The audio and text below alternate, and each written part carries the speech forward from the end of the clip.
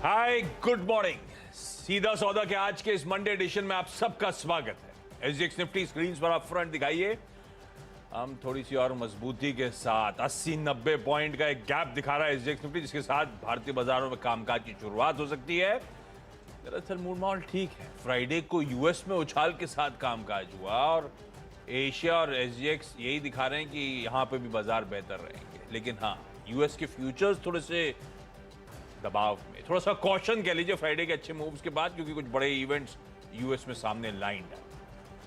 लेकिन पिच पहले देख ली जाए। पिच को जरा कैमरा जूम इन करके दिखाइए डायरेक्टर साहब, कैसी लग रही है आज की पिच? ये आ गई पिच, देखिए एकदम बढ़िया है, सख्त लग रही है। सख्त है, अच्छी उछाल मिलेगी 6 पॉइंट। हमारे पिच की विकेट में कैमरा नहीं है कि नहीं? दिखाओ। नहीं लगा, अभी देखा मैंने, जूम इन करते हुए जा रहे थे, बजट नहीं था, सॉरी। लो बजट है, लेकिन पिच बहुत बढ़िया है आज की पिच के लिए। एसबीआई, बॉब जैसे दिग्गज ही काफ़ी है, रिलायंस काफ़ी है आज, तो पिच तो बहुत बढ़िया है, इसमें कोई शक नहीं है। अमेरिका से भी पिच देखो बढ़िया है। नंबर कोई भी आए उसके बावजूद इतनी बड़ी तेज़ी यूएस में बन के आई। अब सबकी नज़रें लगी हुई है चुनाव में क्या होगा, रिपब्लिकन जीत के आ जाएंगे, फिर बाइडेन साहब के ऊपर सख्ती हो जाएगी, वो कुछ अपनी मनमानी नहीं कर पाएंगे। तो मार्केट इसको रिजॉइस कर रहा है। तो जॉब डेटा के आगे डिटेलिंग में करेंगे हम लोग। जॉब डेटा थोड़ा कम हुआ है, हालांकि पिवट बनता है 6.5% एम्प्लॉयमेंट रेट पे, लेकिन हो सकता है उसी रास्ते पे चल पड़ा, तो मार्केट डिस्काउंट करके चल रहा है। तो ग्लोबल क्यूज को आप उतना आज की तारीख में मुझे लगता है उतना सीरियसली नहीं लेना चाहिए। हालांकि मेटल में अगर आप लॉन्ग रहे होंगे तो आपको दिक्कत हो सकती है, क्योंकि एक बहुत मज़ेदार घटना हुई आज इस फ्राइडे को। ये हवा उड़ गई कि चाइना से बहुत उछाल था, सारी कमोडिटीज बहुत उछल रही थी। 6-7% कॉपर एल्युमिनियम उड़ गए, क्योंकि जीरो कोविड पॉलिसी खत्म हो रही है, ऐसी हवा उड़ा दी गई, लोगों ने उड़ा दी। अब वो एकदम से 3 बार क्लैरिफिकेशन आ चुका है, ऐसा कुछ नहीं होने वाला है। तो इसलिए आप देखिए, आज सुबह सारे मेरा मेटल वाले जो स्टॉक्स हैं, फेरस, नॉन फेरस, सब नीचे आ रहे हैं, क्योंकि मेटल में कमज़ोरी आ रही है। तो हो सकता है कि मेटल में चूंकि फ्राइडे खूब चले तो आज नरमी रहे। बाकी सेक्टोरली कोई और दिक्कत मुझे दिखती नहीं। क्रूड में भी देखो कल कितना $98 पहुंच गया था वो, इसी चक्कर में कि चाइना की तरफ से डिमांड आई जम के, लेकिन क्रूड भी देखो नरम पड़ रहा थोड़ा थोड़ा। तो ये दो सेक्टोरली हल्के रहेंगे, अदरवाइज कोई दिक्कत नहीं। पिच तो बहुत बढ़िया, आज बल्लेबाजी करिए आज। पर मैं पूरा बल्लेबाजी नहीं कर रहा, कॉशन थोड़ा सा ज्यादा है। क्वेश्चन तो बहुत जरूरी है। नहीं पता एसबीआई के तो सॉलिड नंबर्स के बाद कितना ऑलरेडी भाव ने डिस्काउंट कर लिया है, तो जरा वॉच आउट करने। नंबर्स में कोई कंप्लेंट ही नहीं है, तो नंबर्स के लिहाज से सब ग्रीन और रेड मेंशन कर रहा हूं। अब कितनी डिस्काउंटिंग, स्ट्रीट का मन क्या, कहां मुनाफा वसूली आएगी, ये एनीबडी इज गेस। ऐसे नंबर्स तो टाइटन के बहुत अच्छे थे, टीवीएस मोटर्स के बहुत अच्छे थे, पर मैंने कुछ स्टॉक्स को हटा दिया क्योंकि मुझे थोड़ा सा डाउट हो रहा था। टाइटन जैसे बहुत तेजी, ऑलरेडी बहुत अच्छी तेजी दिखाई है। एसबीआई रख रहा हूं, लेकिन एसबीआई की तेजी अपनी जगह, 600 के आसपास स्टॉक आके खड़ा हो गया है 593, 594 के लेवल्स पर नंबर्स ऐसे हैं कि इसे छोड़ा नहीं जा सकता था। मतलब सॉलिड परफॉर्मेंस, कंपैरिजंस ऐसी ड्रॉ कर रहे थे। हालांकि स्ट्रीट प्रॉफिटेबिलिटी वगैरह के आंकड़े देखता नहीं है ज्यादा, क्योंकि इंटरनल ज्यादा इंपॉर्टेंट होते हैं। प्रॉफिट तो आते रहेंगे, एक बार इंटरनल रिसेलेक्ट हो गए तो। पर जो क्वार्टरली प्रॉफिट क्लॉक कर रहा है इसने इस बार, अपने पूरे स्पेस पे सबसे बेहतर, इवन एचडीएफसी बैंक को पछाड़ता हुआ एसबीआई नजर आ रहा है। पर सॉलिड परफॉर्मेंस, जो एस्टिमेट्स थे उनसे बेहतर। एनआईआई का शुद्ध ब्याज आय का solid beat. Bank of Baroda तो खैर अलग हो गया लीग में, लेकिन बैंक ऑफ बड़ौदा को छोड़ दें तो सबसे सॉलिड एनआईआई परफॉर्मेंस इसका आता हुआ। रिटर्न रेशियोज, आरओईज जो हैं, इस तरह से पिछले 7-8 तिमाहियों में रिटर्न ऑन इक्विटी नहीं दिया। रिटर्न ऑन एसेट्स 1% के पार जाता हुआ पहली बार एसबीआई की हिस्ट्री में। नंबर्स क्लियरली चीख के कह रहे हैं ये बैंक, चाहे साल दर साल देख लीजिए, चाहे क्यू ऑन क्यू देख लीजिए, मार्केट शेयर गेन कर रहा है। एसेट क्वालिटी इंप्रूव हो रही है। इनफैक्ट ग्रॉस एनपीएस जो रिडक्शन है वो स्क्रीन पर आएगा। 7 साल में सबसे बेहतर एसेट क्वालिटी आती हुई। बढ़िया क्लेंजिंग एक्सरसाइज हुई थी सारे सरकारी बैंक्स की, उसके बाद से देखिए क्या मूव्स डिलीवर करके दे रहे हैं। और अब तो कहा जाता है एसबीआई किसी भी प्राइवेट सेक्टर से तगड़ी कंपटीशन में खड़ा हुआ है। क्या गजब कंपीट कर रहा है मार्केट प्लेस में, कभी इनकी ब्रांचेस में जाइएगा आप। खैर ये सब अपनी जगह पर, एसबीआई ने बहुत अच्छी तेजी दिखाई। अभी नंबर्स पे आज का रिएक्शन क्या रहेगा थोड़ा सा मेरे लिए क्वेश्चन मार्क। मैं ये भी नहीं कह सकता कितना परसेंटेज अपटिक्स आएंगे, पर ये नंबर्स ये दिखा रहे हैं कि स्ट्रीट का जो कन्विक्शन एसबीआई के लिए था एकदम सही था। इवेंचुअली अभी अपनी नॉर्थवर्ड जर्नी रिज्यूम करेगा। मुझे लगता है जितनी ब्रोकरेजेस अपने एस्टिमेट्स लेकर आएंगी, फ्रेश रिवाइज एस्टिमेट्स होंगे, क्योंकि आई एम श्योर इस परफॉर्मेंस के बाद FY23, FY24 ईपीएस एस्टिमेट, सारे एस्टिमेट्स अपवर्ड रिवाइज करने पड़ेंगे। तो एसबीआई रखिए रडार पे। स्ट्रीट का कन्विक्शन एकदम सॉलिड था, बैंक ने डिलीवर करके दिया है और अभी भी मीनिंगफुल अपटिक्स आएंगे, इवेंचुअली आएंगे। पर आज भी नंबर्स के चलते ग्रीन ही रहेगा, इसमें मुझे ज्यादा घबराने वाली चीज दिखती नहीं है, लेकिन फिर भी रखिए रडार पे इस दिग्गज को। दूसरा मैंने कहा बैंक से रख लूं, एक सरकारी था तो एक छोटा प्राइवेट कर दिया, सिटी यूनियन बैंक। दो अच्छी चीजें हैं।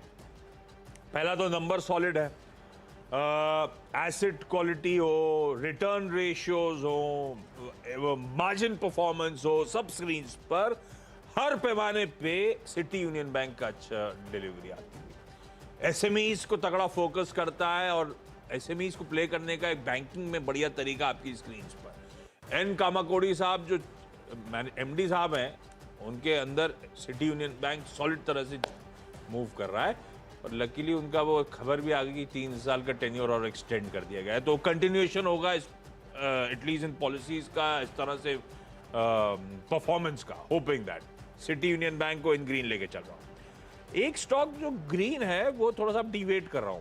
कमिंस का परफॉर्मेंस बहुत अच्छा है। मेरे ख्याल से जो स्ट्रीट एक्सपेक्ट कर रहा था, हर parameter, top line, margins, bottom line, सब बाजार एक्सपेक्टेशन से बेहतर। आय 13% बढ़ी, मार्जिन्स स्ट्रीट एक्सपेक्ट कर रहा था 90 बेसिस पॉइंट्स गिरेंगे, मार्जिन्स फ्लैट रहे, तो मार्जिन परफॉर्मेंस भी बेटर, 10-20 बेसिस पॉइंट का ही दबाव है, इसलिए मैंने कहा फ्लैट, बढ़िया परफॉर्मेंस। मुनाफा 21% बढ़ता हुआ नजर आया। कमेंट्री सॉलिड मैनेजमेंट की तरफ से आती हुई, सस्टेन्ड डिमांड विजिबिलिटी, चाहे वो डोमेस्टिक हो, एक्सपोर्ट एंड मार्केट्स हो, और हाँ थोड़ा सा तड़का वैसा आईटी वाला, कॉशियसली ऑप्टिमिस्टिक आउटलुक को लेकर। कमेंट्री को कोई इशू नहीं, पर स्टॉक बहुत अच्छे परफॉर्म करके दे चुके हैं। कमेंस, कैपिटल गुड्स मेजर्स, सारे आपने देखा है बहुत बढ़िया मूव डिलीवर करके गए। ऐसी मैंने एक दिन लास्ट दिन टूब्रो कहा था अपने नंबर्स पे, उस दिन एलएनटी चला नहीं था, अच्छे नंबर्स थी, कोई कंप्लेंट नहीं था कि उसके बाद चला, ऑर्डर बुक स्वेलिंग थी, पर तो फिर कमेंट्स इसीलिए थोड़ा पर्सपेक्टिव रखे, नंबर्स के लिए ग्रीन है स्टॉक। 3 हो गए आपके? 3 हो गए। अच्छा, एसबीआई का मुनाफा भारत की किसी भी कंपनी के एक क्वार्टर से ज्यादा मुनाफा ना सबसे ज्यादा, तो नंबर तो खैर बहुत ज़बरदस्त है। ऐसा ही इनका एक छोटा भाई है बैंक ऑफ बड़ौदा, उसने भी बड़े अच्छे नंबर पेश किए हैं और इनके भी जो एनपीएस वगैरह है कि वो 30 क्वार्टर के लोस पे चले गए हैं। ये एक बहुत ही बड़ी बात है, थैंक्स टू करंट गवर्नमेंट जो जितना सख्ती दिखाई है ना। बहुत लाख लोग बुराई करें कि इस गवर्नमेंट ने किया, लेकिन इस गवर्नमेंट ने बैंकों की बैलेंस शीट एकदम चकाचक कर दी है। 30 क्वार्टर के लो पे सरकारी बैंक के अगर एनपीएस हैं तो आप सोचिए प्राइवेट बैंकों की क्या स्थिति है। और कन्विक्शन कितना है, नंबर्स छोटे-छोटे आने वाले, तो फ्राइडे को सब ऐसे तार से फटे हुए थे, नंबर्स देख के जब स्टॉक देखा मैंने कहा छोड़ देता हूं। आपने भी देखे होंगे कई सारे छोटे वाले छोड़ दिए, मैंने कहा छोड़ दो, बहुत सारे छोड़ दिए, बहुत ही तेजी हो रही है। बहुत सॉलिड नंबर बैंक ने पेश किए हैं और आरओई इनका जो है 8 साल में पहली बार 1% से ऊपर जा रहा है। तो ये सब बहुत इंटरेस्टिंग नंबर है। अंतर्राष्ट्रीय कारोबार जो बैंक ऑफ बड़ौदा का, वहाँ का निम जो है 2% के ऊपर निकल गया है। तो नंबर बहुत अच्छे हैं, मार्केट को पसंद आने चाहिए डेफिनेटली। ब्रिटानिया अगला स्टॉक है और इनके नतीजे इन लाइन है। जिस तरीके की एफएमसीजी की कंपनीज की स्थिति थी कि छोटे शहरों, गाँवों और अर्बन सेमी अर्बन इलाकों से डिमांड नहीं आ रही थी, इनके नंबर ठीक दिख रहे हैं। वॉल्यूम भी अच्छा है, इनका कोई दिक्कत खास नहीं निकल के आ रही है। मार्केट शेयर इन्होंने बढ़ा लिया है, 15 साल के हाई पे चला गया है।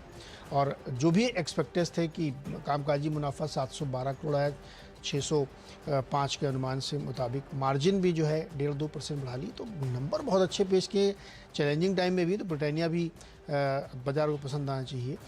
तीसरा हमने ओएनजीसी रखा है, बाज़ार को इसलिए पसंद आ सकता है थोड़ा कि शार्प राइज एक क्रूड में देखने को मिली है, 5% गया ऊपर, $99 तक चला गया था, अब शायद 98 के आसपास होगा।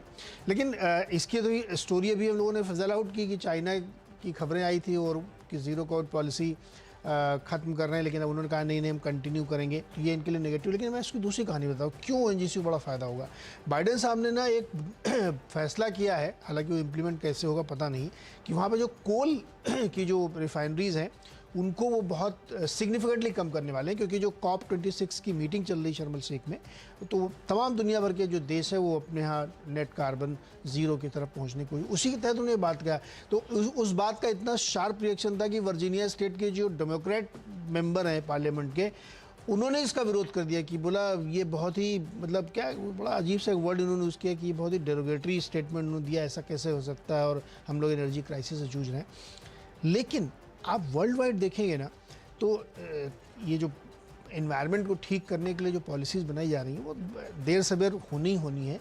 तो उससे क्या होगा, उसमें ये भी आते हैं, ऑयल वाली भी है। तो कितना विरोध चल रहा है, आप लोग देखते होंगे व्हाट्सएप पर ट्विटर पे वीडियो आ रहे हैं कि लोग जाके नाइकी की दुकान पे पुताई कर देते हैं। ये सब इसीलिए कि आप ऑयल का इस्तेमाल कम करें, क्योंकि ये कार्बन होता है। जैसे जैसे ये मुहिम और तेज़ बढ़ेगी ना, वैसे वैसे ऑयल की कीमतें और ज़्यादा तेज़ उछल के निकलेंगी, क्योंकि नई इन्वेस्टमेंट हो नहीं रहे, प्रोडक्शन ज़्यादा होगा नहीं, कट हो रहे हैं। तो हमको लगता है उसका फ़ायदा इनको हो सकता है कि एक लॉन्ग रन स्टोरी है, लेकिन ONGC इसका गेन ले सकता है। अच्छा, अगले स्टॉक्स में एक तो महिंद्रा लॉजिस्टिक्स, कुछ सॉलिड डिसअपॉइंटमेंट लॉजिस्टिक्स स्पेस में आए थे। एक तो डिलीवरी को लेकर इश्यूज सामने आए थे, उसके बाद मेरे ख्याल से किसी ब्लू डार्ट वगैरह के मार्जिन कॉन्ट्रैक्शन सामने आए थे। उनको देखते हुए महिंद्रा लॉजिस्टिक्स का परफॉर्मेंस बुरा नहीं है, इनफैक्ट मार्जिन एक्सपैंड करें, इसीलिए मैं इसको ग्रीन लेके चल रहा हूं। आज आय में 28% का उछाल, उसके सामने एबिटा 45% बढ़ा, 4.5% के मार्जिन 60 बेसिस पॉइंट्स के इंप्रूवमेंट के साथ 5.1% पर 4.5 करोड़ का मुनाफा बढ़कर 12 करोड़ पे। नंबर्स अच्छे, और इसके पीयर सेट्स को क्या और पर्सपेक्टिव में रखो तो अच्छा खासा बहुत बढ़िया परफॉर्मेंस, इसलिए महिंद्रा लॉजिस्टिक्स ग्रीन लेके चल रहा हूं। सीक्वेंट साइंटिफिक, इसकी वजह से ये इफ्स एंड बट्स वाला हो गया, इसके आज नंबर्स आने उससे पहले ग्रीन रख रहा हूं, इसीलिए क्योंकि नंबर्स के साथ जो बोर्ड मीट होनी है उसमें नॉन प्रमोटर्स को प्रेफरेंशियल अलॉटमेंट करना चाहते हैं। उससे पहले मुझे लगता है ग्रीन। ये फ्राइडे को भी 3% चला हुआ है, पहली चीज तो ये ध्यान रखिए, पर आउटकम क्या आएगा ये वॉच आउट करने की जरूरत। ये स्टॉक वो है जिसने 300 प्लस के लेवल्स देखे हुए हैं, आज अपने ईयर लो 80 से घूम के 100 रुपए के आसपास खड़ा हुआ है, इवन ईयर हाइज 200 रुपए के ऊपर के थे। इस तरह से सीक्वेंट साइंटिफिक करेक्ट हुआ और अब प्रेफरेंशियल अलॉटमेंट रखिए रडार पे, अगर समझ में आए तो ट्रेड वेट, अदरवाइज छोड़ देने का है, क्योंकि इवेंट है, पर ये रखना है इसको आज रडार पे, क्योंकि आप 20 स्टॉक जब सेलेक्ट कर रहे हो स्क्रीन पे, दोनों में से एक ही होगा। बुरी खबर है हमारे लिए, पर ये कंपनी के शेयरहोल्डर्स के लिए अच्छी खबर। MGL महानगर गैस लिमिटेड ने 4 तारीख हुई मेरे ख्याल से फ्राइडे राइट मिडनाइट से फिर से CNG PNG के दाम बढ़ा दिए। 3.5 रुपए प्रति केजी CNG बढ़ के अब 89.5। इनकी प्रेस रिलीज स्पेसिफिकली मेंशन करती है कि अभी भी हम पेट्रोल से इतना सस्ता है। अब ये नौबत आ गई है क्योंकि 90 रुपए पे CNG पहुंच गई है। ये बॉम्बे की बता रहा हूँ ना, बॉम्बे, हाँ MGL। मैं फ्राइडे को ही मैं काली पीली टैक्सी जा रहा था, तो वैसे वो बहुत दुखी था, तो मैंने पूछा क्या हुआ, तो बोला सर 86-87 रुपए की गैस पड़ रही है आजकल, पड़ता निकल रही है, हमने बढ़े तो है 3 रुपए। तो बोला उस 3 रुपए से क्या होता है, इधर तो 6 रुपए CNG बढ़ा दिए फिर बढ़ गए, और फिर बढ़ गए, तो मतलब एक्चुअली बहुत ज्यादा डीजल को मैच कर रहे हैं आप। खैर ये दूसरी इशू मेरे लिए, PNG भी 1.5 रुपए प्रति SCM बढ़ा के पिछली बार वाला बिल डरावना था मेरा, ये अब ध्यान रखिएगा। आरसी में कैलकुलेट कर रहा था इन्हीं की प्रेस रिलीजेस में, मेरे ख्याल से 8th और 9th रिवीजन है इस साल का, जिसमें से सिर्फ एक रिवीजन था जिसमें प्राइसेस घटाए थे, महाराष्ट्र सरकार ने कुछ टैक्स रिड्यूस करे थे, याद है आपको, शुरुआत में साल की। लेकिन एक बड़ी खबर आने वाली है, उसके बाद 8 हाइक्स हो चुके हैं। सरकार गैस के प्राइस कैप करने जा रही है, ऐसी एक पारेख साहब की रिपोर्ट आने वाली है। मतलब गैस जो इनको मिलती है, इनको जो मिलती है वो 6-7-8 डॉलर के आसपास कैप होगी, तो फिर रिटेल प्राइसेस उतने नहीं बढ़ेंगे। लेकिन कैप होगी तो फिर खामेदा कौन भुगतेगा, सरकार एडजस्ट करे, पैसा देगी, या तो सरकार भुगतेगी या गेल पी और पेट्रोनेट LNG भुगतेंगे। US वाले थोड़े कैप करेंगे, आप वो तो उतने महंगी देंगे आप, वही तो कोई ना कोई somebody has to pay, अब वो सरकार पे करे आपके बिहाफ पे कोई। लेकिन ऐसी खबरें हैं, अब देखो कब निकल के आती है। जल्दी आए, इस महीने के बिल से पहले आ जाए तो ठीक है। हो गए मेरे 6। अच्छा आपके 6 हो गए। चलो हमारे अगले जो हैं उसमें तीनों मेटल वाले हैं, वेदांत, हिंडाल्को और नैल्को। देखिए फ्राइडे को बहुत ही मैं तो बड़ा खुश था कि देखो टीम आराम से बन जाएगी और बहुत ज़बरदस्त मेटल में तेज़ी देखने को मिली थी। 6-7% कॉपर के प्राइस, एल्युमिनियम के प्राइस, जिंक के प्राइस, सिल्वर के प्राइस, गोल्ड, ये सब भाग गए थे इस खबरों पे कि अब चाइना में ज़ीरो कोविड ख़त्म हो रहा है और वहाँ सब कुछ ठीक होगा तो डिमांड राइज होगी। लेकिन वीकेंड आते आते सब फिजल आउट हो गया और उन्होंने कह दिया नहीं ऐसा कोई इरादा मेरा नहीं है, अभी ज़ीरो कोविड पॉलिसी चलती रहेगी। तो उसका नतीजा ये हुआ कि अब इस समय आज सुबह के आप प्राइस देखेंगे तो सारे मेटल्स के प्राइसेस नीचे हैं। तो चूंकि ये फ्राइडे को काफ़ी चले थे, देखिए ना 20 रुपये चला था हिंडाल्को, तो ये सब आज प्रॉफिट बुकिंग के दायरे में आएंगे। इसीलिए हमने तमाम मेटल्स को पहले जो ग्रीन हमें लग रहा था अब मुझे लग रहा है कि सारे रेड में रहेंगे, इसलिए ये तीनों को रेड में रखना चाहिए, नाल्को, हिंडाल्को और वेदांत का। चलिए 45 हो गया है, छोटा सा एक ब्रेक के बाद अगले 4 स्टॉक्स।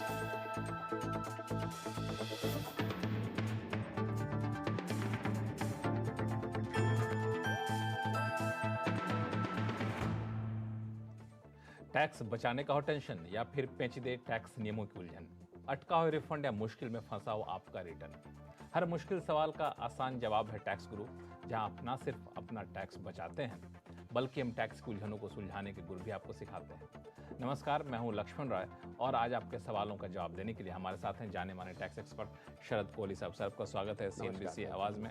हमने देखा है कि विदेश में रहने वाले भारतीय अपने घर पे परिवार को, माता पिता को पैसे भेजते रहें, लेकिन इन दिनों विदेश में पैसा भेजने का चलन बढ़ता जा रहा है। अगर रिजर्व बैंक के आंकड़ों को देखें तो पिछले 8 साल में बाहर भेजे जाने वाली रकम में करीब 280% से भी ज़्यादा की बढ़ोतरी हुई है। अब सवाल उठता है कि जो लोग बाहर पैसा भेजते हैं क्या उनको भी टैक्स देना पड़ता है? कोहली साहब, सवाल जायज़ है कि नहीं? बिल्कुल जायज़ है। और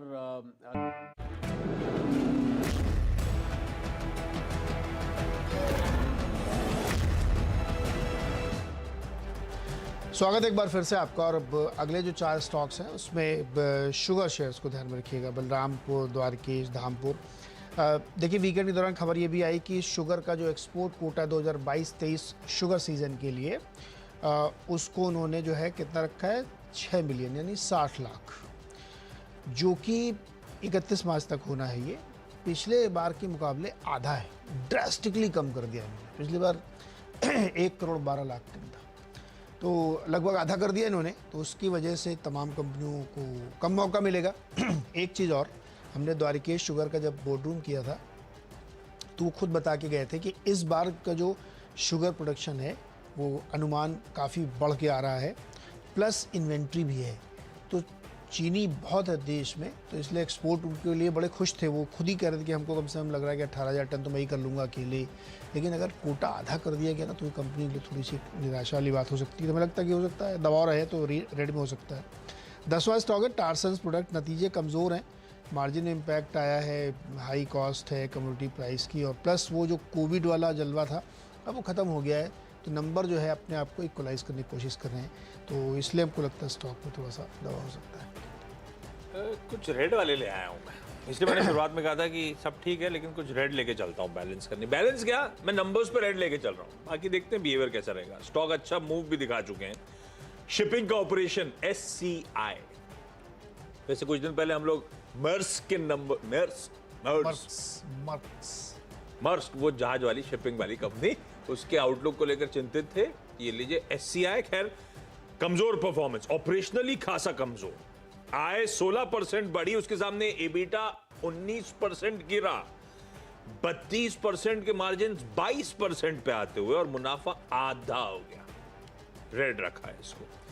दूसरा आउटलुक चैलेंजिंग हो गया है, वो एक ग्लोबल मेजर ने हाईलाइट कर ही दिया। त्रिवेणी इंजीनियरिंग मार्जिन्स में तगड़ा कॉन्ट्रैक्शन, तो बाकी रेवेन्यू मोमेंटम स्ट्रॉन्ग, 28% के आसपास का जाम, पर उसके नीचे मामला गड़बड़ा गया। एबिटा जो है 58% गिरा, मार्जिन 9.3 वाले 3.1, 1/3 रह गए। इस तरह से मार्जिन मैसिव कॉन्ट्रैक्शन है। तो ये कहानी है इसकी, तो इसीलिए त्रिवेणी इंजीनियरिंग को रखिए मैं ऑपरेशनली खासे वीक। टीवीएस मोटर्स, ये स्टॉक बहुत अच्छे मोमेंटम में, रिजल्ट भी अच्छे हैं वैसे, पर ध्यान रखिए टीवीएस मोटर उस, वैसे सारे ऑटोज, लेकिन खास तौर पे सबसे ज्यादा अपने मार्जिन्स पर रिएक्ट करने वाला स्टॉक सबसे ज्यादा। मैं इसके नंबर्स में हमेशा नोटिस करता हूं मार्जिन परफॉर्मेंस। अब मुझे नहीं पता आज स्ट्रीट क्या देखेगी, मिक्स बैग है, लेकिन मैं मार्जिन से चलते इसको रेड रख रहा हूं। क्यों, अब मैं समझाता हूं। रेवेन्यू मोमेंटम स्ट्रॉन्ग, 28-29% का बलिया वॉल्यूम ग्रोथ एंजॉय कर रही है ये कंपनी। ईबिटा उसके सामने 31% बढ़ गया, यानी कि मार्जिन 20 बेसिस पॉइंट्स बढ़ गए। 10% वाले मार्जिन 10.2% पे। पर इन रिजल्ट से पहले हम लोग क्या प्राइसिंग कर रहे थे? हम लोग मतलब सारी ब्रोकरेजेस औसतन 11% से ऊपर के मार्जिन भाव में प्राइस देते हैं। ये एक्सपेक्टेशन थी इस बार के नंबर्स की। 11.1% मार्जिन आए कहां पे? 10.2। इसीलिए रेड लेके चल रहा हूं। हाँ, जो बुल हैं टीवीएस मोटर्स को लेकर, वो ये भी मानते हैं कि भाई मार्जिन 4-5 तिमाही हो गई, 10% के ऊपर मेंटेन करना है, वो भी सराहनीय है, लेकिन एक्सपेक्टेशन कुछ और बिल्ट इन थी। सिर्फ इसीलिए रेड लेके चल रहा हूं। पर ये सॉलिड बुल ग्रिप वाला काउंटर है, इसे जरा वॉच आउट करिएगा।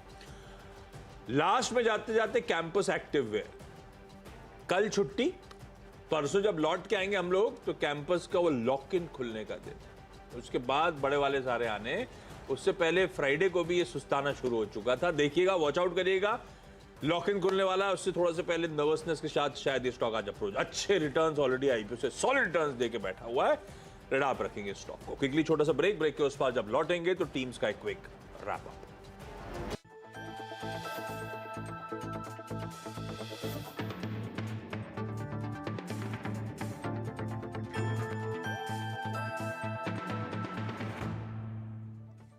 टैक्स बचाने का हो टेंशन या फिर पेचीदे टैक्स नियमों की उलझन, अटका हुआ रिफंड या मुश्किल में फंसा हो आपका रिटर्न, हर मुश्किल सवाल का आसान जवाब है टैक्स गुरु, जहां आप ना सिर्फ अपना टैक्स बचाते हैं बल्कि हम टैक्स की उलझनों को सुलझाने के गुर भी आपको सिखाते हैं। नमस्कार, मैं हूं लक्ष्मण राय और आज आपके सवालों का जवाब देने के लिए हमारे साथ हैं जाने माने टैक्स एक्सपर्ट शरद कोहली साहब। सर, आपका स्वागत है CNBC आवाज में। हमने देखा है कि विदेश में रहने वाले भारतीय अपने घर पे परिवार को, माता पिता को पैसे भेजते रहें, लेकिन इन दिनों विदेश में पैसा भेजने का चलन बढ़ता जा रहा है। अगर रिजर्व बैंक के आंकड़ों को देखें तो पिछले 8 साल में बाहर भेजे जाने वाली रकम में करीब 280% से भी ज़्यादा की बढ़ोतरी हुई है। अब सवाल उठता है कि जो लोग बाहर पैसा भेजते हैं, क्या उनको भी टैक्स देना पड़ता है? कोहली साहब, सवाल जायज़ है कि नहीं? बिल्कुल जायज़ है। और लक्ष्मण, पैसा लिबरलाइज रेमिटेंस स्कीम जो चलती है 2.5 लाख जो 2020 में शुरू की गई थी। जी हाँ, प्रति भारतीय ने, स्कीम तो पहले से है, उसकी लिमिट चेंज की गई थी। प्रति भारतीय प्रति वर्ष आप $2.5 लाख तक एक साल में भेज सकते हो। लोग इसका भरपूर फायदा उठा रहे हैं, पढ़ाई लिखाई के लिए, लोन लेने के लिए, निवेश करने, लोन देने के लिए, निवेश करने के लिए, वगैरह वगैरह। तो देखिए, आप जब पैसा भेजते हैं तो 7 लाख रुपए, लक्ष्मण एक लिमिट नोट कर लीजिए, अगर 7 लाख रुपए से ऊपर की रकम बन रही है, और ये लक्ष्मण इंटरेस्टिंग बात है, 7 लाख जब तय की गई थी $10,000 जब रुपया $1 70 रुपए पे होता था, ये तब तय गई, पर अब लिमिट अभी भी 7 लाख है। तो अगर 7 लाख से ऊपर आप जाते हैं, इफेक्टिवली लिमिट कम हो गई है। हाँ, इफेक्टिवली देखा जाए तो बिल्कुल कम हो गई है। तो अगर आप 7 लाख से ऊपर जाते हैं तो उससे ऊपर जो भी अमाउंट होगा उस पे बैंक आपसे 5।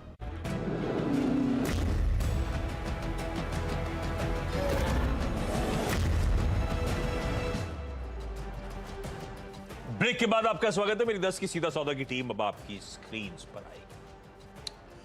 मिला जुला रुझान रखा है, सॉलिड परफॉर्मेंस SBI की तरफ से, बहुत अच्छा क्वार्टर डिलीवर करके दिया, ध्यान रखिएगा। लेकिन रिजल्ट से पहले अच्छा मोमेंटम भी ये स्टॉक ऑलरेडी एंजॉय कर चुका है। सिटी यूनियन बैंक के नंबर्स अच्छे हैं, कई सालों में इस तरह का परफॉर्मेंस डिलीवर नहीं हुआ जो इस बार करके दिखाया। तो banking as a space adapt. Cummins के नंबर्स जो हम एक्सपेक्ट कर रहे थे हर पैमाने पे उससे बेहतर, और लाइक SBI कमिंस ने भी बहुत अच्छी स्ट्रेंथ ऑफ लेट दिखाई है। तो अब बहुत सीरियस अपग्रेड जहां से ब्रोकरेज की तरफ से आए उसको लेकर क्वेश्चन मार्क। महिंद्रा लॉजिस्टिक्स अपने पीयर्स से कहीं अच्छा परफॉर्मेंस है, मार्जिन्स एक्सपैंड करके दिखाए जब पीयर्स के साथ काफी दिक्कतें, इसीलिए इसको ग्रीन लेके चल रहा हूं। सीक्वेंट साइंटिफिक ये थोड़ा सा इफ्स एंड बट्स। आज रिजल्ट्स हैं, रिजल्ट्स में वो प्रेफरेंशियल अलॉटमेंट करना चाहते हैं, खूब पिटा हुआ स्टॉक। MGL ने एक बार फिर से वीकेंड पे CNG पे सारे एक्सेसेस बढ़िया तरीके से आसानी से पास ऑन कर रहे हैं। हम लोग बस यहाँ पे क्लिप कर सकते हैं और कुछ नहीं, तो कोई सब प्रेशर रीज ऑफ हो रहे हैं, इसीलिए मुझे लगता है इसको ग्रीन लेके चलूंगा। SCI त्रिवेणी इंजीनियरिंग दोनों के ऑपरेशनली खासा वीक परफॉर्मेंस। कैंपस का वो लॉक इन खुलने जा रहा है परसों जब हम लोग अगले सेशन में जाएंगे। TVS मोटर्स नंबर्स अच्छे हैं, नंबर्स को लेकर कोई कंप्लेंट नहीं होगी, लेकिन जो एक्सपेक्टेशन था उससे ज़्यादा खराब, मतलब जो एक्सपेक्टेशन थी उतने मार्जिन एक्सपैंड होके नहीं दिखाए, वो मेरे लिए एक डिसअपॉइंटमेंट। और सीरियस 11.1% की एक्सपेक्टेशन, 10.2% के मार्जिन, इसीलिए मैं इसको रेड लेके जाता हूँ। चलिए, बहुत सारे नतीजे हैं और जैसे कि एसबीआई ने बहुत आउट परफॉर्म किया, वैसे ही बैंक ऑफ बड़ौदा के नतीजे काफ़ी बेहतर यहाँ पे हैं और कई फ्रंट पे आप देखिए तो चाहे एनपीएस देखिए, चाहे एनआईएम देखिए, बहुत अच्छे हैं, तो पसंद आनी चाहिए। ब्रिटानिया के नंबर बहुत अच्छे हैं। ओएनजीसी के लिए क्रूड ऑयल में तेज़ी एक फ़ायदा इनके लिए हो सकता है। लेकिन मेटल आज थोड़ा फिजल आउट होगा क्योंकि वेदांता, नाल्को तमाम जो कंपनी थी उसमें चाइना जीरो कोविड ख़त्म कर रहा है, उसकी वजह से फ्राइडे को बहुत ज़बरदस्त रैली थी, मेटल्स में तेजी है, लेकिन अब वो रैली देखिए आज सुबह सब फिजल आउट हो रही है। शुगर के लिए भी अच्छी खबर नहीं है क्योंकि जो एक्सपोर्ट कोटा है वो आधा किया है उन्होंने और 60 लाख टन किया, तो जो कि आगे जाते हुए कंपनीज़ के लिए जो बहुत बड़ी उम्मीद थी उसमें थोड़ी कमी आ गई है। और टार्सन्स प्रोडक्ट के भी नतीजे बहुत अच्छे नहीं हैं। प्री कोविड लेवल का जो हाई बेस था उसकी वजह से नीचे आए और अब चूंकि कोविड है नहीं तो वो आपको नए बेस के आधार पे परफॉर्म करके दिखाना पड़ेगा।